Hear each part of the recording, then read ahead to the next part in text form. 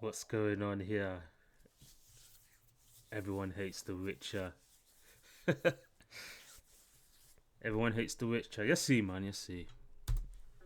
Nerderotic.com.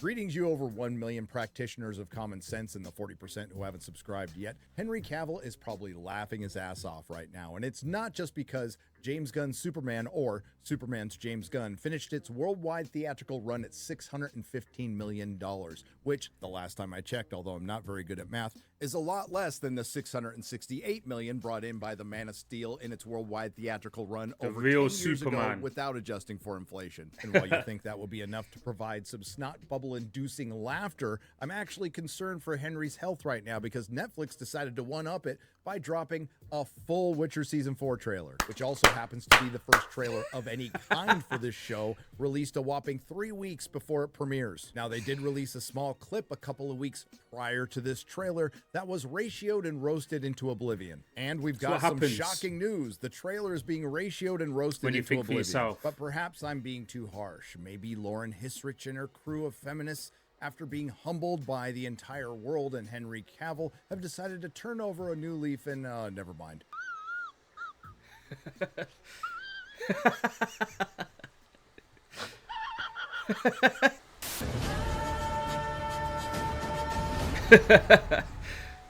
Geralt, you've spent a lifetime battling monsters and men. Well, actually, Geralt has spent a lot of time being nerfed in his own show, including, but not limited to, being injured in the final episode of Season 1 so the girls can fight it out. And those monsters he was fighting, more often than not, were some variation of a woman who was subjugated by a man, so we should feel really bad when she dies, including the testicles with women's faces. And spending his greatly reduced screen time chasing around the girl who's the key to everything. Your entire being is dedicated to finding someone who you fear you failed. Your Ciri. We are joining Geralt across the continent to reclaim her. Whatever he's up to, Ciri's at the center of it. We need to save Ciri. What if I can't save her? And lo and behold, Ciri is, for the 4th season in a row, the girl who is the key to everything. And I know she eventually becomes that in the books that were published over 30 years ago when it wasn't as much of a trope, but it is now, and this is probably why you don't take 6 years to produce 4 seasons where Geralt was never the central focus. She's not who she says she is. None of us are. These are supposed to be the notorious and brutal rats from the books, although you can't really tell here. It looks like they're just standing around waiting to be offended. But I don't think there is a single image from a Netflix adaptation that represents a Netflix adaptation better than this. What a company I've ended up with. Ooh, maybe I spoke too soon. This is Liam Hemsworth as the Temu Witcher. And listen, I've got nothing against the guy. He's got some big shoes to fill. I just hope he got paid a lot. Oh, and I gotta give Netflix credit here. See, Disney, it's not that hard. Midgets playing dwarves. You can pump the brakes on the whole global phenomenon thing, Netflix. The only thing that's remarkable about this show is the fact that you didn't cancel it and how much money you're willing to put into Lauren Hisrich's incompetence. Something is shifting on this continent. Vilgefortz is gathering an army. We finally get a shot of The Witcher's main character, Yennefer, and this season's antagonist, Vilgefortz, who, surprisingly enough, is after Ciri. Whatever he's up to, Ciri's at the center of it.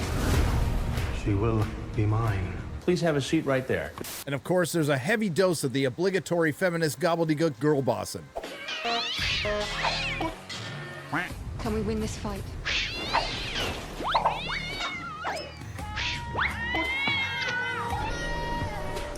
And it wouldn't be a Witcher series without hysterical women screaming over dramatically.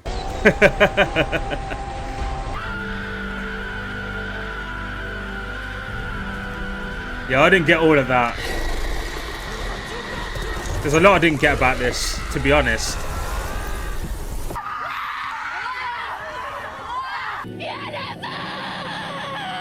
And the most disappointing casting of all, what are we doing here, is Lawrence Fishburne. Yep. And while his resemblance to the character in the game is uncanny along with all the other Netflix casting, I was it's saying not that. disappointing that he was offered the role. It's disappointing that he accepted it. And it doesn't help that he's delivering lines stolen from Hillary Clinton's campaign slogan. We are stronger together. What's something that you always carry with you? The Witcher.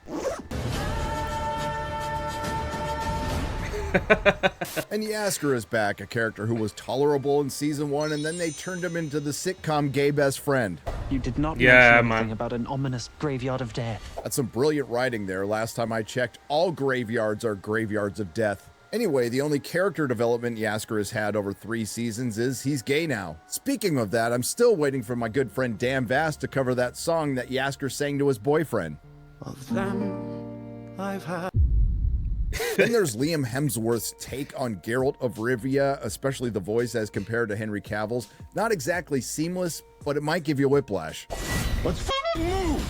Dude, I was waiting for him to say bro there. He sounds like a jock. I guess gone is the stoic Geralt, and at least Henry tried to channel Doug Cockle's voice from the games. And it's not just the voice. You see Liam smirking, and this just comes off looking like a parody or a fan film, not to disrespect the fan films. To be fair, this show has always had its problems with production design, hair, makeup, costumes, and general verisimilitude, from the Nilfgaardian ballsack armor in season 1 to modern vernacular to Ciri always looking like she walked out of a salon despite running around in the mud and the muck all the time. Then there's this girl in the Rats who went to the local Sally's Beauty Supply on the continent and got herself some Wella Blondor volume 20 to bleach that hair. And before we go any further, I know where you're going in the comments section. My wife was a hairstylist. That's the only reason I know that. Right. I guess it could have been a weave, but whatever it is, Netflix and Lauren Hisrich wanted to make damn sure this epic fantasy based on Polish folklore reflected the Los Angeles they live in today. But credit to Netflix for knowing their audience and probably guessing correctly that within 30 seconds you would be bored of this trailer. So just in case you didn't notice with your own eyes that they recast Geralt, they decide to go full meta. And they start out with a little self-awareness. The Witcher is in a state of flux. No shit. You are becoming something new.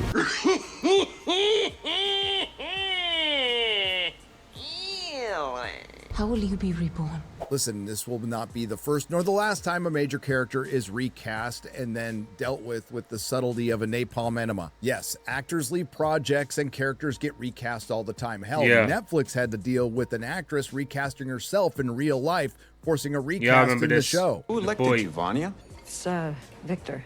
Who's Victor? I am. It's who I've always been. Sure, Jan. You see that show, man? That show kind of turned out, the Umbrella Academy, it turned out quite okay at the start, and then it just got weirder. Do you know what? This is a reminder of that show as well.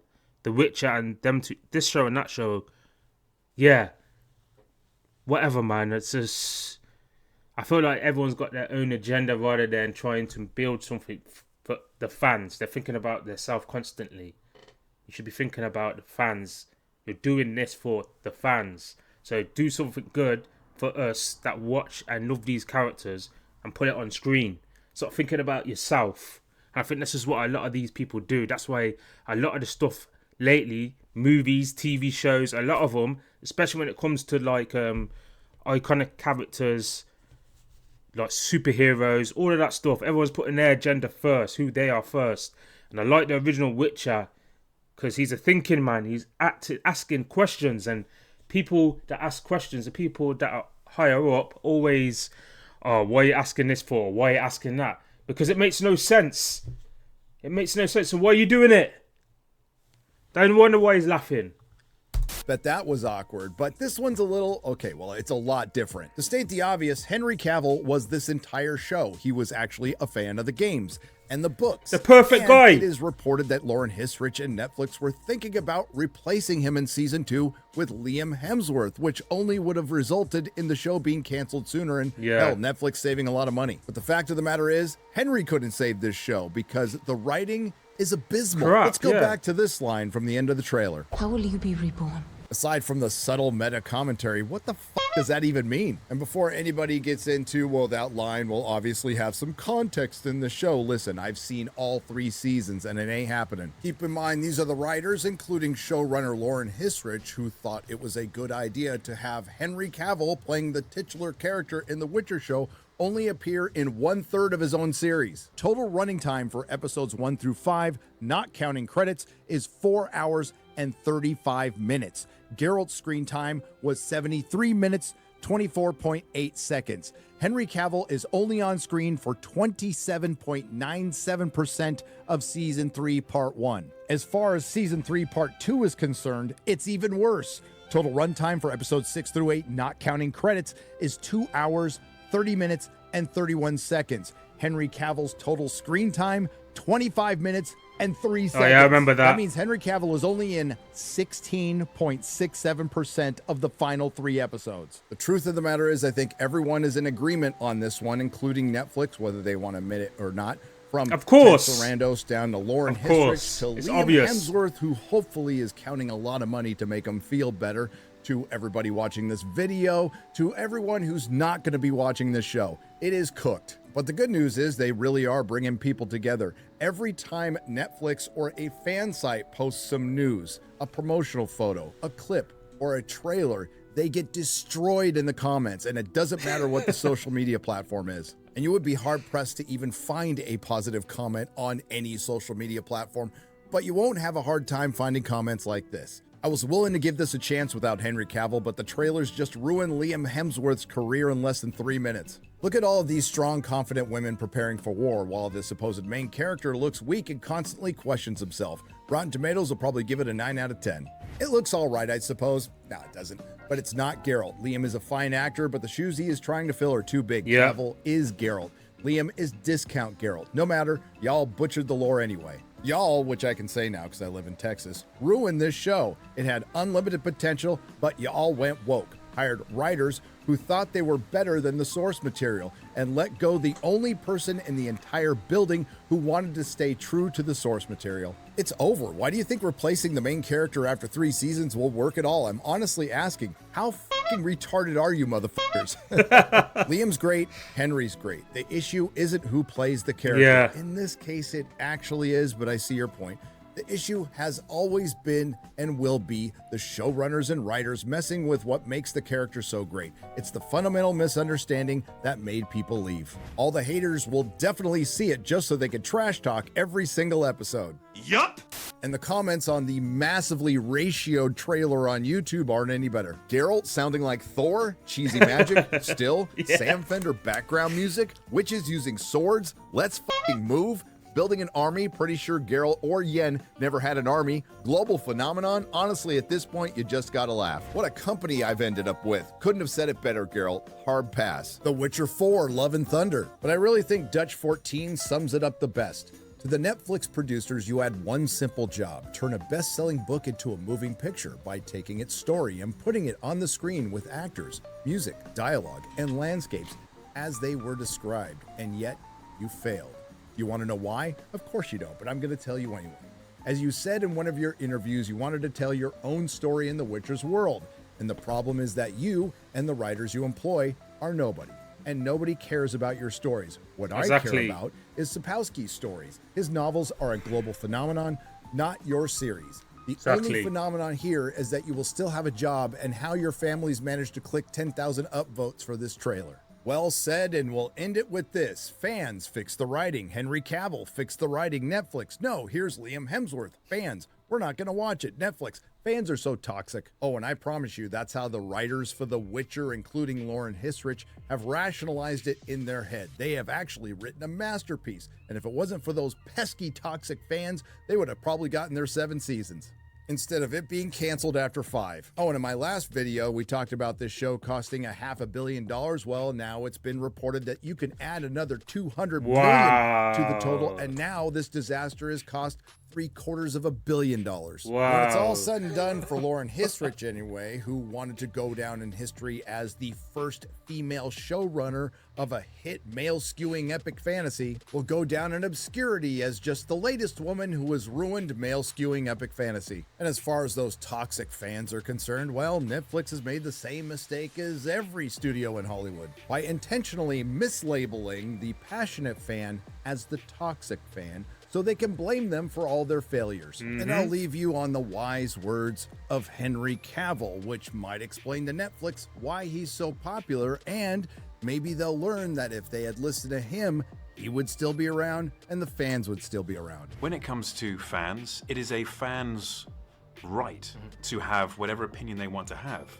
And people are going to be upset because, especially when you're talking about books or games, because you're never going to be the exact person who they had in their head or who they played on Witcher 3, for example. I don't necessarily consider that toxic. I just consider that passionate.